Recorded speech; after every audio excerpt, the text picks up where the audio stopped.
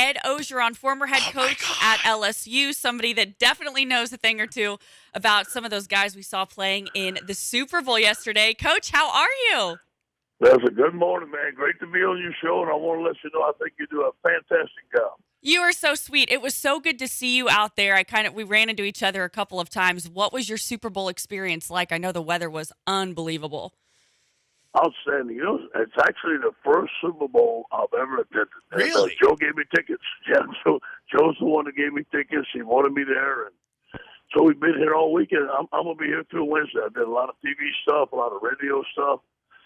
You know, I spent 11 great years here in Los Angeles at USC. I get to see a lot of people that I haven't seen. And I'm looking at the Ritz-Carlton, the Hollywood sign. It's a beautiful day, so I had a great experience. And again, yesterday, Todd Grace, the owner of Raising Cane's, was gracious enough to give me and my girlfriend seats in a suite.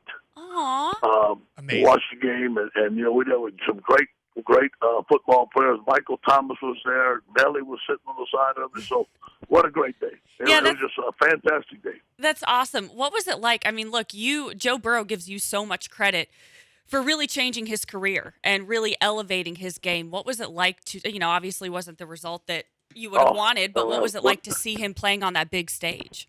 Yeah, tears started coming down my eyes when I saw him walk out as captain, to be honest with you. I was so proud and really so proud and happy for him and his parents, and also Jamar and everybody. And what a fantastic day! I wish we could have won, but I tell you what, that Rams defensive line is something else. Oh boy, they really are, Coach. And when I look at that Rams defensive line and all the hits that Joe Burrow took over the course of these playoffs, it's a testament to Burrow's toughness. I don't know what he was maybe dealing with at the very end.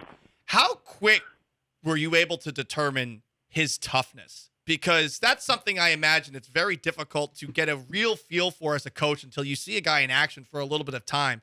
But my goodness, I have no idea how he survived these entire playoffs with all the hits he was taking.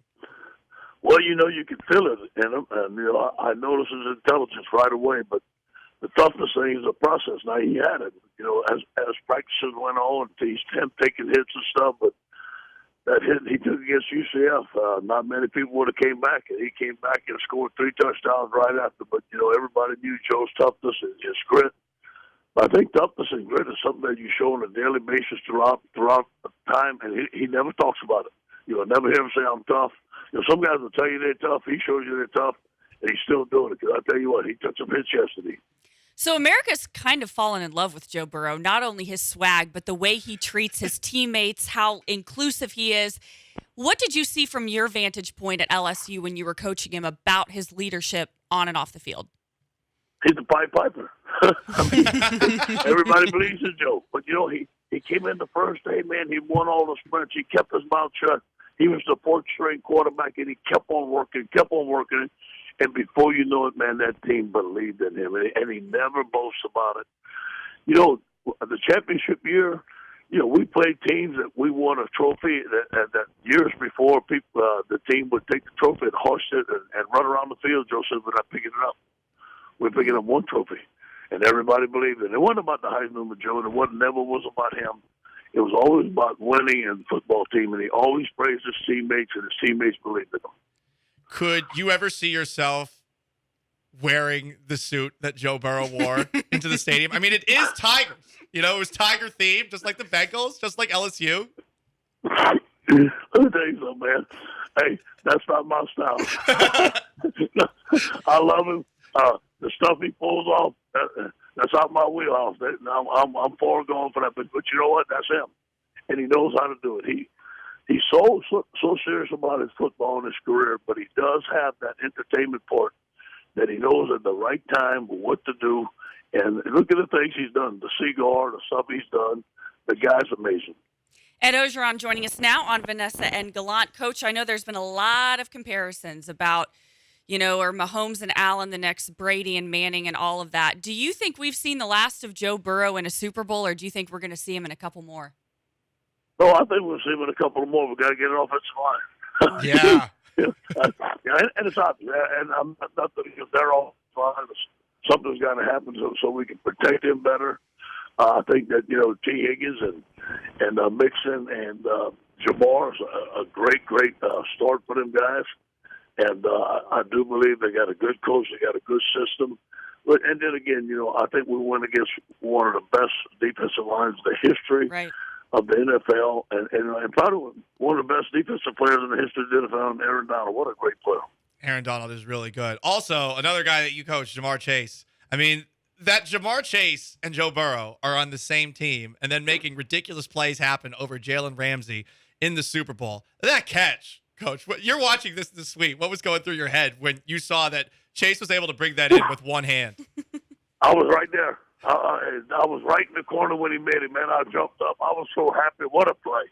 And look, Jalen's a great player, but for Joe to escape the rush and for Jamar to go get that ball, man, I was so happy for him. But you know what? I wish we could have got the ball more to him. The Rams pass rush and the coverage was so good that we couldn't get the ball deep, and I know that hurt the Bengals. All right, last question for you, because you have done a great job on TV. I watched you on ESPN Game Day Morning. You were awesome. What's next for you? Do you think you have a future in TV, radio, coaching? What do you think you're going to do next, or is it kind of up in the air? I'm going to enjoy the year off. I came out here. I did some TV stuff. If that's available, I'm going to do it. Whatever's next, I'm open to anything.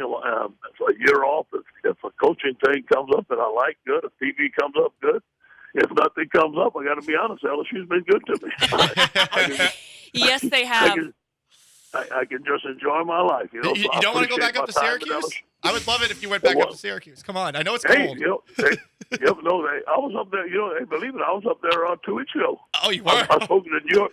I spoke to the New York State Clinic. We went up to Turning Casino, and it was beautiful. Yeah. And went right around campus, and I know all the coaches up there. So Coach Mavis, that's his job right now. But if something comes open at a school that I've been, and it's something I don't want, yes, I will look at it. Let's go. Well, I would say that you can be very picky because of how accomplished you are, and I certainly appreciate your time joining us on the first day of our show. Ed, thank you so Thanks, much. Ed. So great seeing you in L.A. Hey, I wish you all the luck in the world, and I just want to say I'm so proud of all our LSU Tigers yesterday, and I hope that Odell's better. Andrew Whitworth, NFL Player of the Year 40 at left tackle, a great LSU Tiger, and we hope you'll have a good day. Thanks, Ed, so much. Appreciate you. Oh, that was awesome.